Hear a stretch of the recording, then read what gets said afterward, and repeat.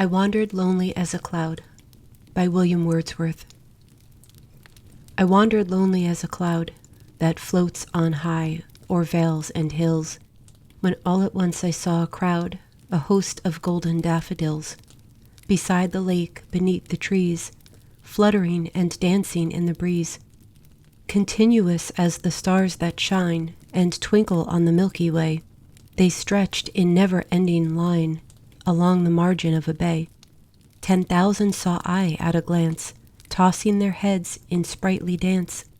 The waves beside them danced, but they outdid the sparkling waves in glee. A poet could not but be gay in such a jocund company. I gazed and gazed, but little thought what wealth the snow to me had brought. For oft, when on my couch I lie, in vacant or in pensive mood, they flash upon that inward eye, which is the bliss of solitude, and then my heart with pleasure fills, and dances with the daffodils.